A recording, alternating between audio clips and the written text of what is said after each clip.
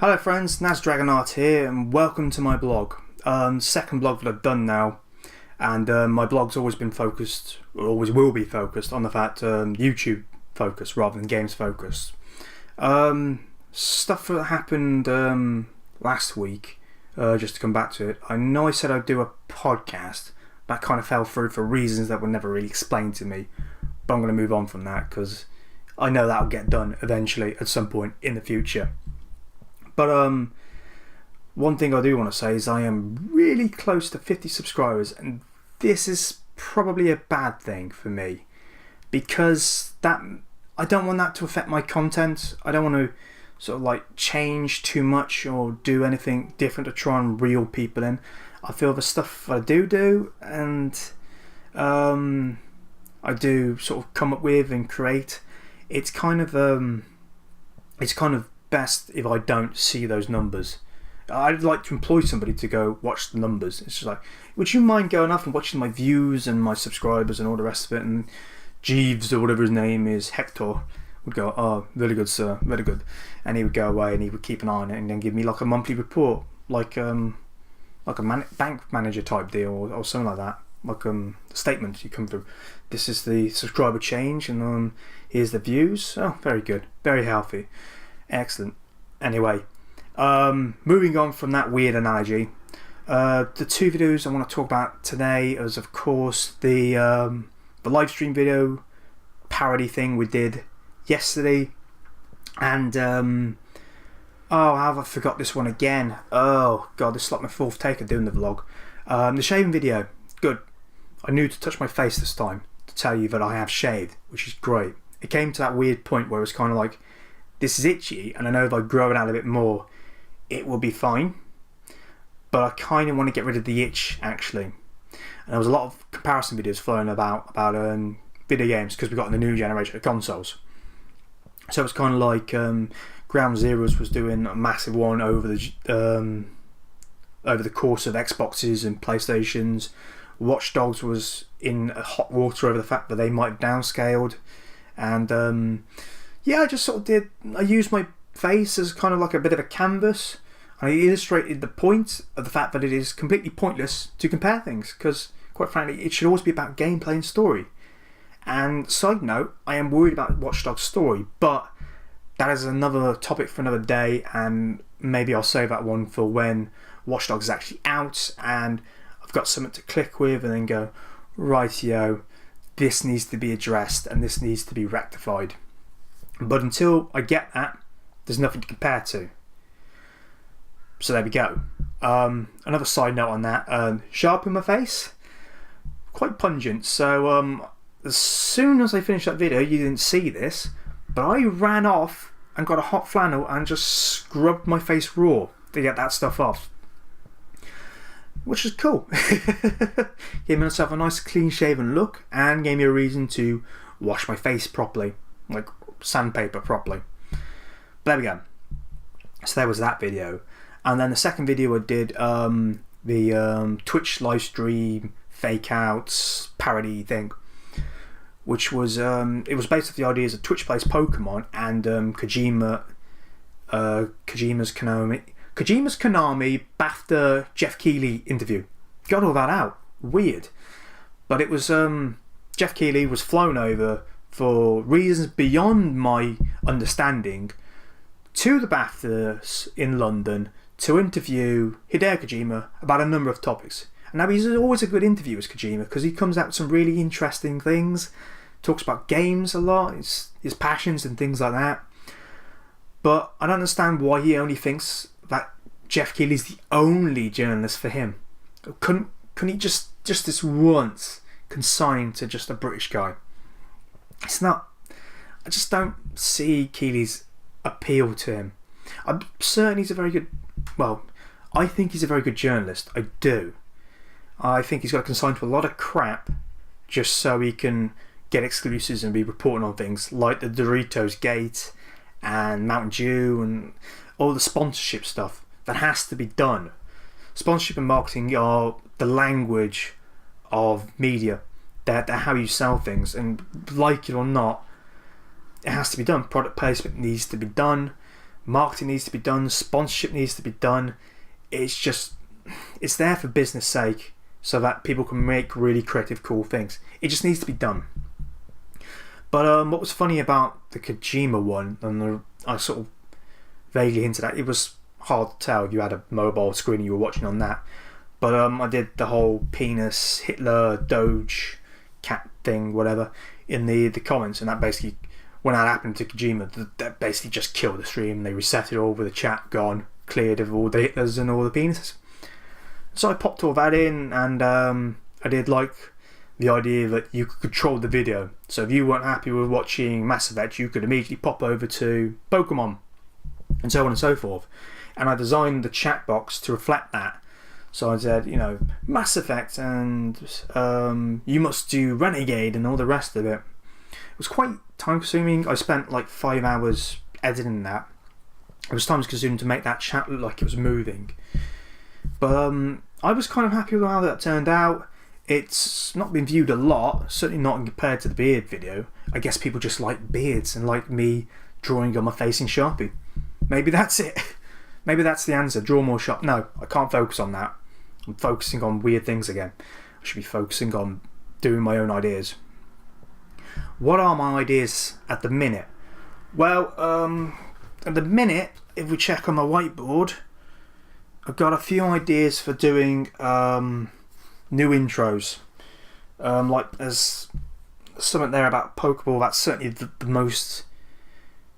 furthest I've come along with an idea. Essentially, it's a Pokeball and it opens up sideways with the name in and then closes up. There's also a few designs about controllers for doing a logo, but the thing with a logo is I want it to be simple. I think that's most important. Like the McDonald's arches are one of the most simple designs in the world, and yet also the most iconic because of its simplicity.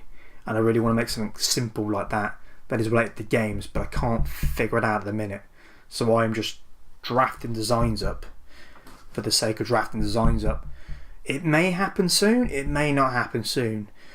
But the minute I'm being very conservative with my intros. I do an intro maybe at the start of the series, do my normal and that's it for that series. That never comes up again. But I really want to get rid of it completely, which is weird because it's been, oh God, it's been 5 years since I first used that intro, at least, and it's kind of part of my heritage now to use it, but I don't want to be stuck to it now. I fear it's, particularly when I'm doing a series, it kills flow, and I want it to flow. Maybe doing introductions to tool kill flow, but maybe that's a conversation for another 5 years' time. I'll be sat down in front and go, do you know those introductions I do? Let's get rid of them. But yeah, so I'm trying to work that out. I'm waiting again on an Amazon delivery, and they messaged me today saying your order will be here soon. We will knock on your door. If we can't get you, we will post it through the letterbox and all the rest of it. And at 1:45, nothing. So I'm feeling that Amazon may let me down again, to which I will be extremely pissed off because that'll be 2 for 2 in terms of letdowns. So come on, Amazon, get here and give me my Dark Souls, because I want to do some gameplay of that, because Dark Souls 2 sounds amazing. It's got so many good reviews. It's unbelievable. I didn't expect it. I expected 8s, some 9s, not 10s. I never expected 10s, because it's very, a 10 should be like anybody can play this game. Anybody should be allowed to, and I don't think that's Dark Souls. I think Dark Souls is a good 8. 8's kind of like the peaked interest category of numbers. 8's like 8 out of 10. Yeah. Yes, we will have a look at this. But yeah, I'm super excited for Dark Souls 2. I just want it now. I want it. Pop it in there. Get playing. But we'll see. We'll see. What else? Any other ideas? I've got a really weird one knocking about in my head about the idea of being the games interviewer, and I go off and I interview games, like I interview Mass Effect or something like that, and I go, Mass Effect, you've had a good run through, and blah-de-blah-de-blah. How do you feel about making another game?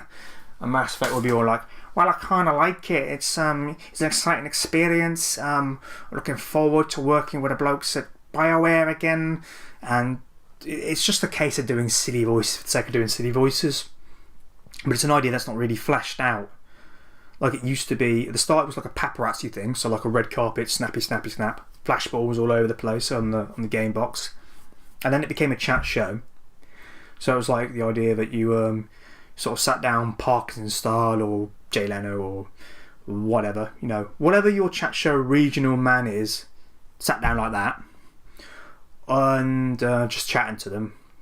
And then I came up with the weird idea of doing like a job centre interview thing, where I'm sat down with like Silent Hill, for example, because Silent Hill hasn't done a lot of good work since 2, really, maybe 3. Quite like 3 in terms of the concept. I've never played 2 or 3 or any Silent Hill game, which is a travesty, and I may resolve that in the future. I'd like to resolve that in the future, but I'm not a brave person when it comes to those type of games. I just no. But yeah, just sort of sat down with them and going, oh, how do you intend to get back into work, Mr. Silent Hill, and sort of give the ideas about how that could come back in. It's a really weird roundabout way to do it, but it seemed like a really fun way to do it.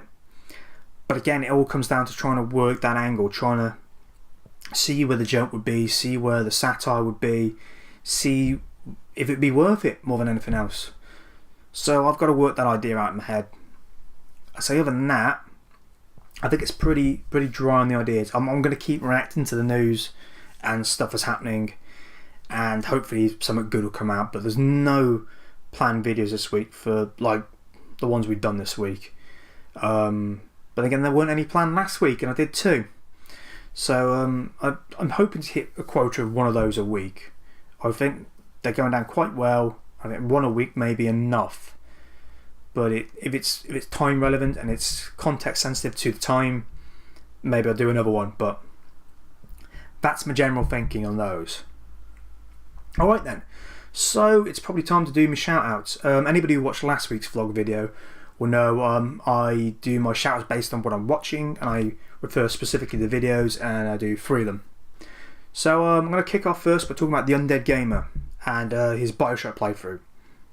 Now, when I first subscribed to his channel, the first video that was on there, and this is really kind of weird serendipity almost, but the first video that was on there was, thank God Bioshock's ended, it's done! And I'm sat there going, what?